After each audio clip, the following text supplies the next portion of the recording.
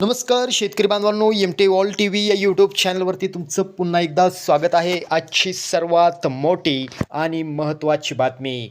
आज झालेल्या बैठकीमध्ये मुख्यमंत्री देवेंद्र फडणवीस आणि कृषी मंत्री दत्तात्रय भरणे यांनी मोठा निर्णय घेतला आहे. पीक विम्याचे पैसे वाटप सुरू करण्याचा निर्णय या बैठकीमध्ये घेण्यात आलेला आहे. बघा, बैठकीमध्ये आज जो काही निर्णय घेण्यात आला आहे त्यामुळे शेतकऱ्यांना मोठा दिलासा मिळाला आहे. बघा, बैठकीमध्ये कोणता निर्णय घेण्यात आलेला आहे ते लाईव्ह तुम्ही या ठिकाणी बघू शकता. बघा, आज राज्यस्तरीय महत्त्वाची बैठक पार पडलेली आहे.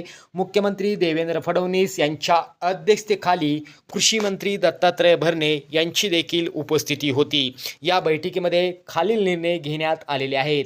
पीक विमा कंपनीला तात्काळ वाटप करण्याचे आदेश या ठिकाणी बैठकीमध्ये देण्यात आलेले आहेत. त्याचबरोबर केंद्र सरकार आणि राज्य सरकार संयुक्त निधी या ठिकाणी पीक विमा कंपन्यांना या ठिकाणी देण्यात आलेला आहे. सुमारे 2400 कोटी रुपयांचा निधी या ठिकाणी मंजूर करण्यात आलेला आहे. त्यामुळे आता शेतकऱ्यांच्या खात्यात पैसे जमा होण्यास सुरुवात झाली आहे. बघा, वाटप सुरू असलेले जिल्हे पुणे, नाशिक, अहिल्यानगर, सोलापूर, सातारा, सांगली. त्यानंतर प्रक्रिया सुरू, लवकरच पैसे जमा होणार. यामध्ये छत्रपती संभाजीनगर, जालना, बीड, लातूर, धाराशिव, नांदेड. त्यानंतर लवकरच वाटप होणारे जिल्हे आपण या ठिकाणी पाहतोय. त्यानंतर नागपूर, अमरावती, अकोला, बुलढाणा, यवतमाळ, वर्धा. तर काही जिल्ह्यांमध्ये पैसे थेट खात्यात जमा होऊ लागलेले आहेत आणि उर्वरित जिल्ह्यांमध्ये स्टेप बाय स्टेप वाटप या ठिकाणी सुरू आहे. तुमच्या बँकेत पैसे आले का नाही हे एकदा नक्की चेक करा. तर शेतकरी बांधवांनो, पीक विमा वाटप या ठिकाणी सुरू करण्यात आलेलं आहे. काही जिल्ह्यांमध्ये प्रक्रिया सुरू आहे, तर उर्वरित जिल्ह्यांमध्ये लवकरच या ठिकाणी वाटप सुरू होणार असल्याचं या बैठकीमध्ये सांगण्यात आलेलं आहे. बघा, हे पैसे खरीप हंगाम 2025 आणि रब्बी हंगाम 2025 यासाठी आलेले आहेत. तर केंद्र आणि राज्य सरकारची काय भूमिका आहे बघा.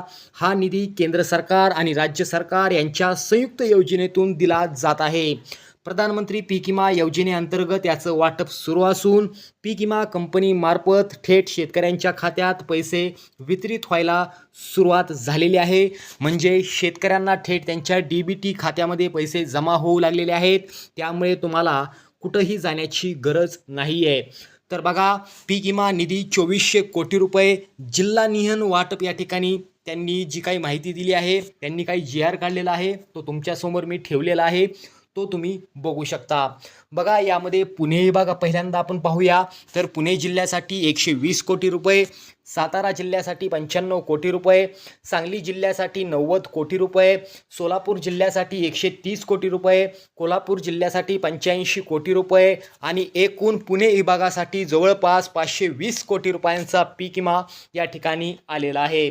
त्यानंतर मित्रांनो, नाशिक विभाग, नाशिक जिल्ह्यासाठी 140 कोटी रुपये, अहिल्यानगर जिल्ह्यासाठी 150 कोटी रुपये, धुळे जिल्ह्यासाठी 80 कोटी रुपये, जळगाव जिल्ह्यासाठी 110 कोटी रुपये, नंदुरबार जिल्ह्यासाठी 70 कोटी रुपये. तर एकूण मिळून जी काही रक्कम होत आहे ती 550 कोटी रुपये या ठिकाणी होत आहे. तर त्यानंतर मित्रांनो, आता छत्रपती संभाजीनगर जिल्ह्यासाठी 120 कोटी रुपये, जालना जिल्ह्यासाठी 85 कोटी रुपये आणि बीड जिल्ह्यासाठी 140 कोटी रुपयांचा पीक विमा या ठिकाणी आलेला आहे. लातूर जिल्ह्यासाठी 110 कोटी रुपये, धाराशिव जिल्ह्यासाठी 95 कोटी रुपये. तर मित्रांनो, आपण या ठिकाणी जर बघितलं तर छत्रपती संभाजीनगर विभागासाठी जवळपास 550 कोटी रुपयांचा पीक विमा आलेला आहे.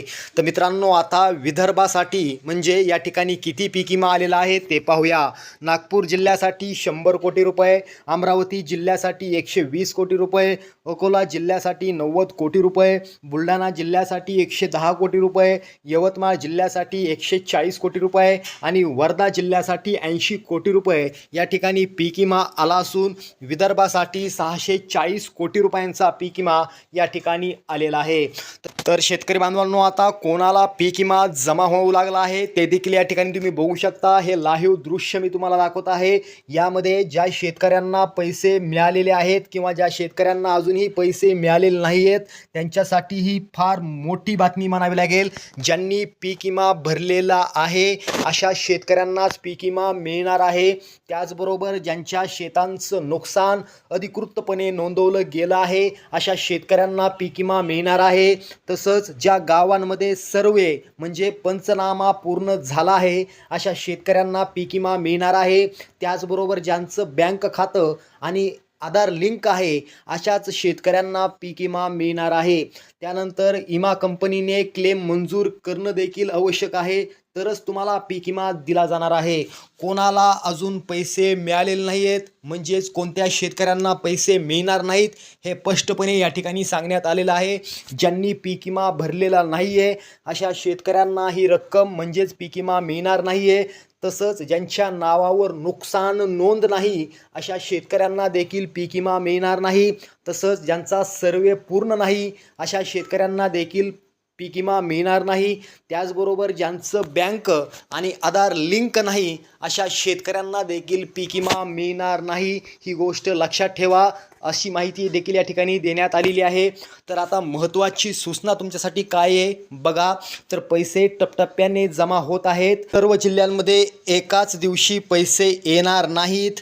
त्यामुळे तुम्ही रोजच्या रोज बँकेमध्ये तुमचं बँक खातं चेक करून या किंवा तुमच्याकडे फोनपे असेल तर फोनपेवरती तुम्ही देखील रक्कम चेक करू शकता. या ठिकाणी थांबतो.